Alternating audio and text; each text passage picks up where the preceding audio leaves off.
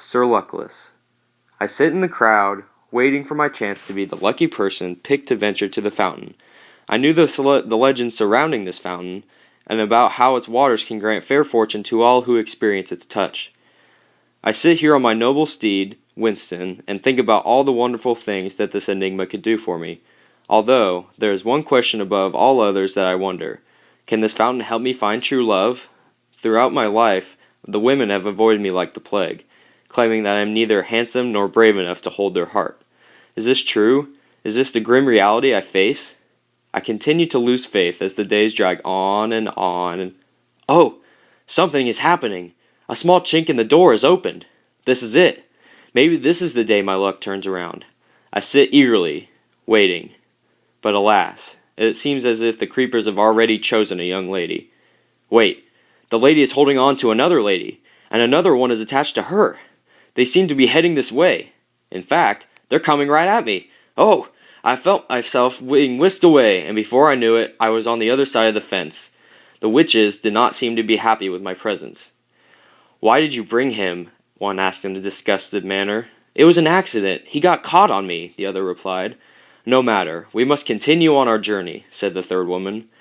Who are you three women? I asked. I learned that their names were Asha, Althea, and Amata. All three women were witches and had their own problem.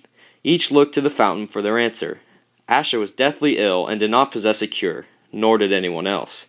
Althea had been robbed of all of her possessions by an evil sorcerer.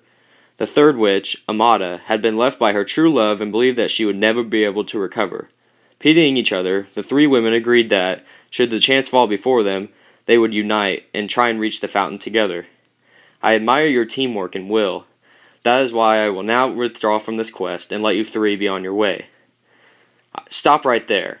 If you really respected us, you would help us reach our goal, chided Amata. I accepted their request and we began on our journey. We started to walk along the garden. We strolled for a while before coming up on our first obstacle, a giant white worm. Pay me the proof of your pain, bellowed the worm. At this, I drew my sword and proceeded to attack the monster. When I made contact, however, my blade broke. Just my luck. Moving past me, the three witches began to cast spells at the worm, but to no avail. Time passes on, and still no sign of the creature moving. Feeling the disparity, Asha began to cry.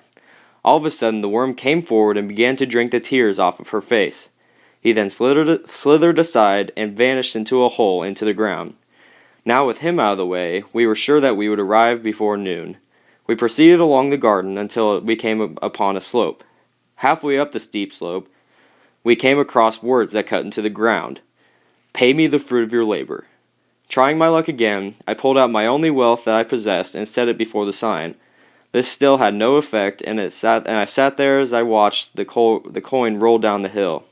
We must continue on our quest. Let's go, said Althea. So we did. We walked for what seemed miles and miles, but we did not come any closer to the top. The sun started its journey towards the horizon, and time was getting slim. Courage, friends! Do not yield, Althea cried, wiping the sweat from her brow. The drops then fell to the ground, and the words barricading our path disappeared. We were then able to climb to the top. We could finally see the beautiful, glistening water of the coveted fountain. When it seemed that like we had made it, we discovered that we had one more obstacle to overcome. A stream displaying the words, "Pay me the treasure of your past." Hoping that this finally may be my chance to prove my worth, I attempted to float across the stream on my shield. Sadly, I did not succeed as I felt myself and my shield sink into the stream. The three witches pulled me from the water and then tried to leap across the brook themselves, but it would not let them cross. All the while the sun was sinking lower and lower into the sky. We all sat there befuddled as we tried to interpret the stone's message. Amata was the first to understand. She drew her wand and then took the memories from the happy times she had with her old lover, and then let them go into the stream. From this, stepping stones emerged, and we were allowed to pass. Just as we began to approach the fountain and decide who shall get to bathe, Asha collapsed. She was pale, cold, and perhaps on the edge of death. We attempted to lay her under the waters to heal her, but she would not allow us to touch her as the pain was too much to bear. Thinking on her feet, Althea began to collect herbs from around the garden and mix them within my canteen. She then gave it to Asha, and all of a sudden, she was noticeably better. "I am cured," she cried. "I have no need of the fountain. Let Althea bathe." "No, let Amata bathe," said Althea, gathering more herbs. "I can use these herbs to heal even more people, and then I shall amass the gold I was robbed of." I gestured towards the fountain to Amata, but she would not go. The release of her memories within the stream has relieved her of the grief that once plagued her. All three women then told me that I must use the magic of the waters. So I stepped into the water and let it wash over me. Emerging from the fountain, I had an epiphany. I threw myself at the feet of the beautiful Amata and begged for her hand in marriage.